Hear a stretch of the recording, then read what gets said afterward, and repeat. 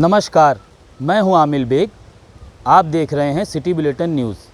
पेश हैं आज के प्रमुख समाचार। दुष्कर्म के आरोपी युवक को 5 दिन से पुलिस हिरासत में रखना सोमवार को बीकापुर पुलिस को उस समय महंगा पड़ गया जब उसकी हालत एकाएक बिगड़ गई।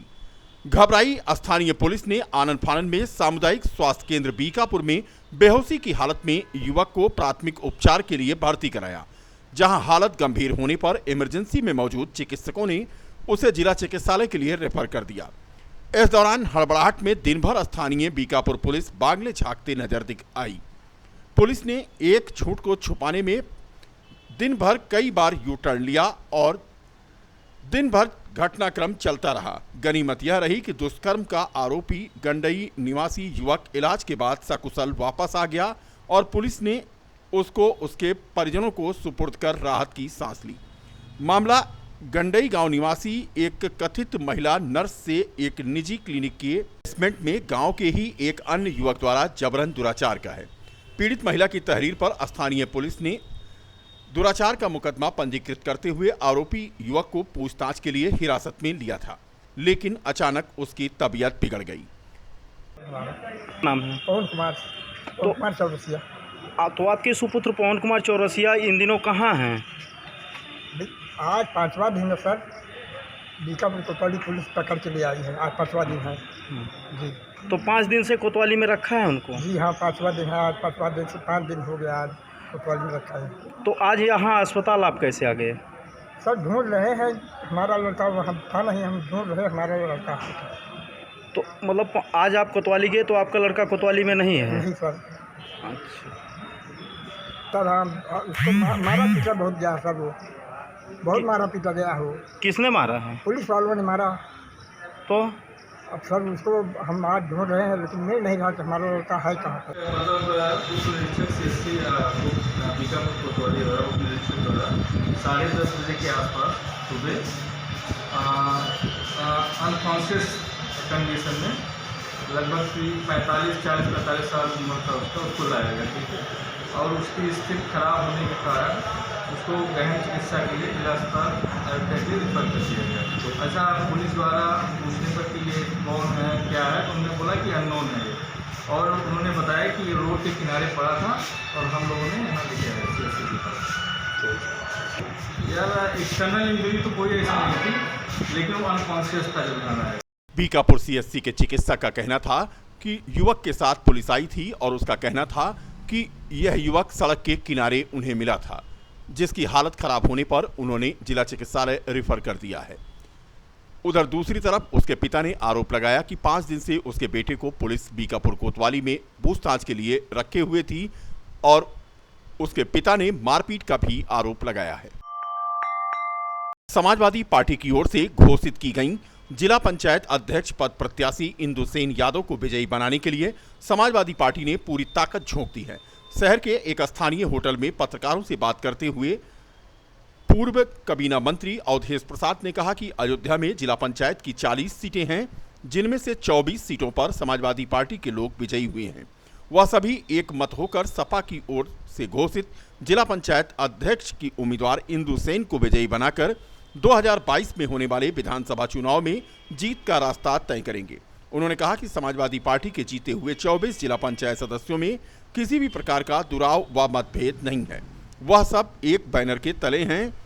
उन्होंने कहा कि अयोध्या में कोई नया विकास कार्य नहीं हुआ है, बल्कि सपा शासनकाल में हुए विकास कार्यों का नाम बदला गया है। पत्रकार वार्ता के दौरान पूर्व मंत्री तेज नारायण पांडे पवन, पूर्व विधायक व पूर्व मंत्री आनंद सेन यादव, पूर्व विधायक अभय सिंह के पिता भगवान बख्श सिंह, हीरालाल यादव, अनूप सिंह, छोटेलाल यादव, चौधरी बलराम तथा सपा जिलाध्यक्ष गंगा सिंह यादव मौजूद थे। कि समाजवादी पार्टी के 24 माननीय सदस्य जीते हैं और इस जनपद में संख्या 40 की है। 40 में 24 जीते हैं। निश्चित तौर से समाजवादी पार्टी के जीतने में कहीं कोई शंका, कहीं कोई दुविधा नहीं है और 24 तो इंटैक्ट हैं। और मुझे खुशी है कि हमारे जितने माननीय सदस्य जीते हैं वो एक इंटैक्ट हैं, उनमें कहीं कोई दुराव, कहीं मिश्राव, कहीं लोभ, कहीं लालच कुछ नहीं है, बल्कि समाजवादी पार्टी के झंडे के तले सभी एक साथ होकर के और निश्चित तौर से ये मानकर चल रहे हैं कि हमें आने वाले अयोध्या में आगामी 6 अक्टूबर से शुरू होने वाली फिल्मी कलाकारों की रामलीला का इस बार अयोध्या के संतों महंतों द्वारा विरोध शुरू कर दिया गया है। भगवताचार स्मारक सदन में संतों महंतों ने बैठक कर विरोध जताया। इस बैठक में अखाड़ा परिषद के पूर्व अध्यक्ष महंत ज्ञानदास, दिगंबर अखाड़ा के महंत सुरेश दास, रसिक पीठाधीश्वर जानकी घाट बड़ा स्थान के महंत जन्मेजय शरण, महंत अवधेश दास, नागाराम लखन दास सहित बड़ी संख्या में संतों ने विरोध जताया है। संतों का कहना है कि बीते वर्ष की अयोध्या में वर्चुअल फिल्मी कलाकारों की रामलीला से देश में गलत संदेश गया है, इसलिए इस बार ऐसी रामलीला का आयोजन नहीं होने दिया जाएगा। फिलहाल इस साल 6 अक्टूबर से 15 अक्टूबर तक अयोध्या में रामलीला किए जाने की घोषणा की गई है, जिसका शाम 7 बजे से रात 10 बजे तक प्रसारण भी किया जाएगा। रामलीला जो कराया गया, जो किया गया शासन प्रशासन के संरक्षण में, इसका प्रतिरोध भरपूर संतों के मन में उसी समय से आक्रोश था। पूरे देश में भक्तों के बीच में जो संदेश गया वो गलत गया कि अयोध्या जैसी जगह में रामलीला जो हो रही है वो अमर्यादित पात्रों के द्वारा, अमर्यादित शब्दों के चयनिंग के द्वारा। स्मारक सदन समिति ने बैठक बुलाया था और उस समिति हम भी हैं, और विशेषकर नागाराम लखनदास जी। और ये यहाँ जो रामलीला है वो मर्यादित होनी चाहिए, अमर्यादित नहीं होनी चाहिए। यही हम लोगों का सबसे प्रार्थना है कि सरकार ने ध्यान दिया रामलीला पर, अयोध्या पर, लेकिन वो मर्यादित होना चाहिए। यही हमारा प्रार्थना है। महाराज जी, ट्रस्ट की जमीन खरीद फरोख्त में तमाम विपक्ष ने आरोप लगाए। वो तो नेता लोग जाने, वो तो नेता लोग जाने, हमसे वो मतलब मर्यादा पुरुषोत्तम भगवान श्री राम का तो मर्यादा पूर्वक हो, वर्चुअल पूर्वक न हो, क्योंकि हमारे यहाँ जो भगवान श्री राम जो हैं वो मर्यादा पुरुषोत्तम है, तो उनकी लीला जो हो वो मर्यादा पूर्वक हो। और भारत की संस्कृति को कोई मिटाने वाला नहीं है। जिसने भारत की संस्कृति को मिटाना चाहा वो सब मिट गए। रावण मिटाना चाहा, रावण सब मिट गया। कंस मिटाना चाहा, कंस सब मिट गया। क्योंकि भारत की संस्कृति और सनातन धर्म इतना मजबूत है कि कोई इसको मिटा नहीं सकता। पूरा बाजार ब्लॉक प्रमुख प्रत्याशी के बेटे शिवेंद्र सिंह पर फायरिंग के मामले में आज हाईकोर्ट के अधिवक्ता मार्तंड प्रताप सिंह ने एक प्रेस कॉन्फ्रेंस करके पुलिस प्रशासन पर एक तरफा कार्रवाई करने का आरोप लगाया। शिवेंद्र सिंह के अधिवक्ता मार्तंड प्रताप सिंह ने आज कहा कि शिवेंद्र सिंह अपने सहयोगियों के साथ देवगढ़ गए थे चुनाव प्रचार करने। विरोधियों ने अपने सहयोगी के साथ गाड़ाबंदी किया और उन पर हमला किया। बीडीसी के घर में घुसकर उन्होंने अपनी जान बचाई। उनके सहयोगियों की लूटी गई राइफल पुलिस ने हमलावरों के खिलाफ रिपोर्ट नहीं दर्ज की और उसे भी जब्त कर लिया। उल्टे शिवेंद्र सिंह और उनके सहयोगियों पर धारा 151 के तहत चालान कर दिया। शिवेंद्र सिंह के अधिवक्ता श्री सिंह ने मांग की है कि हमलावरों पर कार्रवाई हो और 2 दिन पूर्व थाना महाराजगंज में हुई इस घटना की जांच हो। चेयरमैन गणना समिति अयोध्या हमारे बगल में, सत्तारूढ़ पार्टी भाजपा के ही चेयरमैन हैं। इनकी माता जी पूरा बाजार ब्लॉक की ब्लॉक प्रमुख पद की उम्मीदवार हैं। उन्हीं के इलेक्शन कैंपेन में इन्हीं के सगे छोटे भाई हैं, युवा भाजपा नेता हैं श्री शिवेंद्र सिंह जी। ये ग्राम मड़ना पड़ता है पूरा बाजार क्षेत्र में ही, उसी ब्लॉक के अंतर्गत। वहाँ पे गए थे। एक सत्येंद्र सिंह बीडीसी निर्वाचित सदस्य, उनके यहाँ इलेक्शन कैंपेन में 18/6/2021 की घटना है। वहाँ पे विपक्षी गण, वहाँ के लोकल गांव के निवासी हैं विकास सिंह और उनके साथी विनोद सिंह, और उनके साथ 20-25 और भी उनके असलाहदारी साथी लोग थे। इसमें विनोद सिंह की पत्नी भी इसी ब्लॉक प्रमुख पद की कथित उम्मीदवार है। तो वो अपनी दबंगई और माफियागिरी के बल पे उनको निर्विरोध निर्वाचित करवाना चाहते हैं अपनी पत्नी को, जिसमें इनकी माता जी आड़े आ रही हैं। तो इनके ऊपर इस बात का प्रभाव बना रहे हैं कि वो अपना नाम वापसी ले लें, अपनी उम्मीदवारी छोड़ दें। तो इन्होंने ऐसा करने से जब मना किया तो इन्होंने गाड़ाबंदी करके 18 जून 2021 को रात में 10:30 बजे, वही जब ये देवगढ़ गांव गए हुए थे सत्येंद्र सिंह बीडीसी सदस्य के यहाँ इलेक्शन कैंपेन में, तो इन्होंने इनके भाई शिवेंद्र सिंह के ऊपर अपने असलहाधारियों सहित इनके ऊपर जानलेवा फायरिंग की। वहाँ पे स्थानीय थाना स्तर के पुलिस वालों का उनको प्रश्रय प्राप्त और वहाँ के लोकल स्तर के नेताओं का, जिससे उनका थाने पे अपना एक काकस है। इसलिए उनके विरुद्ध इतनी बड़ी घटना होने के बावजूद कोई कार्रवाई नहीं हुई। इनके बुलाने पे 100 नंबर इन्होंने जब वहाँ पे देखा कि मार ही डालेंगे, तो कप्तान को इन्होंने खुद अपने निजी मोबाइल से शिवेंद्र सिंह ने फ़ोन किया, तब पुलिस वाले आए, तब इनकी किसी तरह से जान बची। तो और राइफलें भी लूट ली इनके निजी सुरक्षा कर्मियों की, जैसा मैंने अभी बताया। उसके बाद इनको ले आके थाने पे ले आए FIR पंजीकृत कराने के नाम पे, लेकिन विपक्षी गण के प्रभाव में न तो इनकी FIR लिखी गई, न इनके सुरक्षा कर्मियों की राइफलें जो कि विपक्षी लोगों से पुलिस वालों ने बरामद की थी वो आज की डेट तक वापस किया, बल्कि विधि विरुद्ध तरीके से उन विपक्षी के प्रभाव में इन्हीं लोगों का चालान 151 की कार्रवाई में कर दिया और इन लोगों को गिरफ्तार कर लिया। बाद में हमारी ये मांग है कि जो घटना कारित हुई है उसमें विपक्षी गण के विरुद्ध FIR पंजीकृत होनी चाहिए और इनको खुद सरकारी सुरक्षा मिलनी चाहिए, जिससे निष्पक्ष और निर्भीक ढंग से ये अपनी कैंपेनिंग कर सकें और चुनाव संबंध ब्लॉक प्रमुख पद का संपन्न हो सके।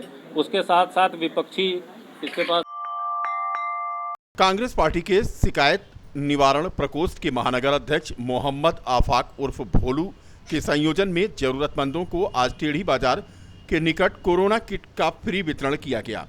इस दौरान कई अन्य दलों के नेताओं ने भोलू के नेतृत्व में कांग्रेस पार्टी का दामन थामा। कांग्रेस पार्टी के नेता मोहम्मद आफाक ने कहा कि कांग्रेस पार्टी सर्वधर्म की पार्टी है। मोहम्मद आफाक ने कहा कि इस दौरान गौतम पांडे, विनोद सिंह, ओम प्रकाश सिंह, राजू मिश्रा, सिराज अहमद आदि लोगों ने कांग्रेस पार्टी ज्वाइन किया है। कार्यक्रम के मुख्य अतिथि उत्तर प्रदेश कांग्रेस कमेटी के प्रदेश सचिव सुनील पाठक ने इस मौके पर कहा कि कांग्रेस पार्टी राहुल गांधी के नेतृत्व में उत्तर प्रदेश में खोया हुआ जनाधार वापस लाएगी। आने वाले समय में उत्तर प्रदेश की विधानसभा में कांग्रेस पार्टी की सरकार बनेगी। उन्होंने कहा कि उत्तर प्रदेश का नौजवान, किसान, मजदूर मेहनत और बढ़ती महंगाई से परेशान हो गया है। नौजवानों को रोजगार नहीं मिल रहा है। पेट्रोल डीजल के दाम भी बढ़ गए हैं। जहां श्रीमती प्रियंका गांधी जी का संदेश न जाए और ये दवा न जाए, हर पीड़ित जरूरतमंद लोगों को हम लोगों ने श्रीमती प्रियंका गांधी जी के दिशा निर्देश पर इस कोरोना किट को गरीब लोगों में, असहाय लोगों में देने का काम हम सारे लोग जी के द्वारा ये मीटिंग होनी थी। निर्मला जी का स्वागत है। एक्चुअली हमारे प्रदेश सचिव श्री पाठक जी आ गए हैं, उपाध्यक्ष जी आए, मोहित पाठक जी, बाकी लोग आ रहे हैं। जिन्हें वासुदेव जी हमारे पत्रकार पहुँचे हैं। मीटिंग हो रही है कि स्वागत किया जाएगा श्री पाठक जी का, सम्मान किया जाएगा। जो वरिष्ठ नेता हैं उनका सम्मान किया जाएगा। अभी कुछ नेता लोग आ रहे हैं।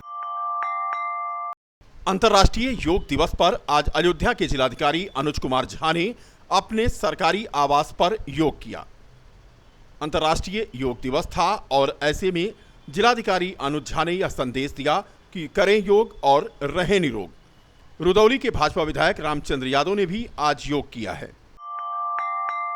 भारतीय किसान यूनियन टिकैत गुट की मासिक पंचायत गांधी पार्क में जिलाध्यक्ष सूर्यनाथ वर्मा की अध्यक्षता में संपन्न हुई। पंचायत का संचालन जिला मीडिया प्रभारी फरीद अहमद व शोभाराम यादव संगठन मंत्री ने किया, जिसमें दिल्ली धरने में शामिल होने के लिए सभी पदाधिकारियों को निर्देश दिया गया और किसानों की 7 सूत्रीय ज्वलन समस्याओं पर चर्चा हुई। गन्ना मूल्य का भुगतान ब्याज सहित कराने की भी मांग की गई। आज जिले की मासिक पंचायत थी और पंचायत में हमारे जो है दिल्ली आंदोलन की बढ़ चढ़ कर तैयारी बनाने के लिए पंचायत हुई और 7 सूत्रीय मांग ज्वलन समस्याओं को लेकर यहाँ पंचायत हुई। जैसे बरसात में तमाम खंभे टूट गए हैं, बिजली तार टूट गए हैं, ट्रांसफार्मर जल गए हैं, गन्ने का भुगतान किसान को। अधिकारी अनुज कुमार झा ने विकासखंड मसौदा क्षेत्र अंतर्गत प्राथमिक विद्यालय फिरोजपुर में संचालित टीकाकरण सत्र का निरीक्षण किया। इस अवसर पर टीकाकरण सत्र का कोविड-19 संबंधी दिशा निर्देशों का अनुपालन करते हुए टीकाकरण का कार्य संचालित होता पाया गया। निरीक्षण के समय 57 लोगों को टीकाकरण से आच्छादित किया जा चुका था। इस अवसर पर डॉक्टर अबरार अली, चिकित्सा अधीक्षक सामुदायिक स्वास्थ्य केंद्र मसौदा ने बताया कि लक्ष्य के अनुरूप निर्धारित मात्रा में सत्र पर टीकाकरण का कार्य पूर्ण कर लिया जाएगा। जिलाधिकारी अनुज झा ने मुख्य चिकित्सा अधिकारी डॉक्टर घनश्याम सिंह को निर्देशित किया कि 18 वर्ष से अधिक उम्र के सभी व्यक्तियों को कोविड-19 टीकाकरण से आच्छादित करने के दृष्टिगत आज से जनपद के 4 विकास खंडों में पायलट प्रोजेक्ट के रूप में प्रारंभ क्लस्टरवार विशेष कोविड टीकाकरण अभियान के अंतर्गत आने वाले 4 विकास खंडों में कार्य शुरू हुआ है, उसे फीडबैक उसका प्राप्त करें और टीकाकरण कराने वालों की संख्या अधिक है तो वहां अतिरिक्त टीकाकरण टीम लगाकर लोगों को सुगमता के साथ टीकाकरण की उपलब्धता सुनिश्चित कराएं।